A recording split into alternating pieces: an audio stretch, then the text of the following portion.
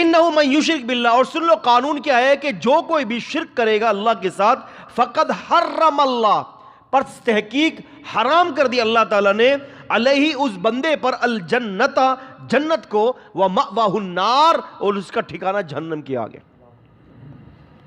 پتہ یہ چلا کہ شرک کی وجہ سے جنت حرام ہو جاتی ہے۔ یعنی اگر کوئی مشرک ہے نا تو پھر وہ کبھی بھی جنت میں جائے گا نہیں، الا یہ کہ دنیا میں توبہ اور تائب ہو جائے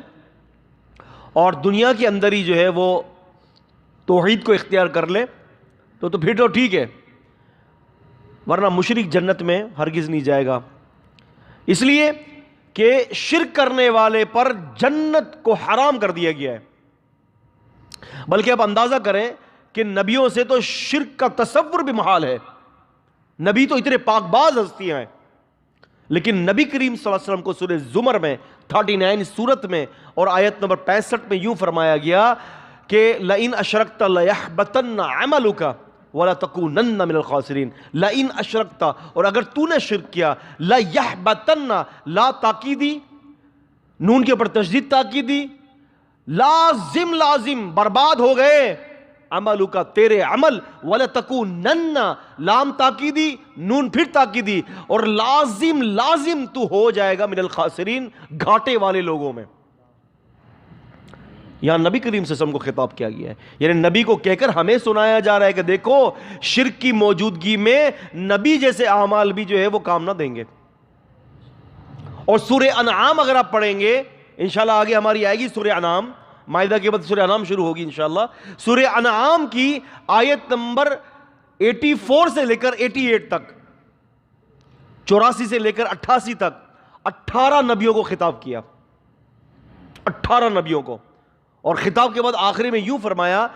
وَلَوْ أَشْرَكُوا لَحَبِطَ عَنْهُمْ مَا كَانُوا يَعْمَلُونَ، اگر یہ لوگ بھی شرک کر دیتے تو ان کے سارے اعمال برباد کر دیے جاتے۔ 18 نبیوں کو۔ اب آپ اندازہ کر لیں کہ شرک کتنی خطرناک شے ہے کہ اللہ تبارک و تعالیٰ جو ہے وہ برداشت نہیں کرتا۔ تو فرمایا کہ جو کوئی شرک کرے گا اللہ کے ساتھ تو اللہ تعالیٰ نے اس کے اوپر جنت کو حرام کر دیا اور اس کا ٹھکانہ جہنم ہے۔ وَمَا لِلظَّالِمِينَ، اور نہیں ہے واسطے ظالموں کے، من انصار، کوئی مددگار۔ یہ ماں نہیں ہے، ماں نفی کے لیے آتا ہے عربی کے اندر، یہ نفی کی جا رہی کہ دیکھو تمہارے ذہنوں میں اگر کوئی ایسی بات ہوگی نا کہ ظالموں اور مشرکوں کے لیے کوئی قیامت کے مددگار کھڑے ہوں گے، تو نفی کی جا رہی کہ ایسا کچھ بھی نہیں ہے۔ ایسا نہیں ہو سکتا کہ عبد القادر جیلانی رحمہ اللہ کا دھوبی اگر شرک کرے گا تو وہ آ کر جو ہے نا وہ تھپڑ مار کر جو ہے نا وہ فرشتوں کو بھگا دیں گے اور کہا کہ یہ تو میرا دھوبی ہے۔ ایسا کچھ بھی نہیں ہے،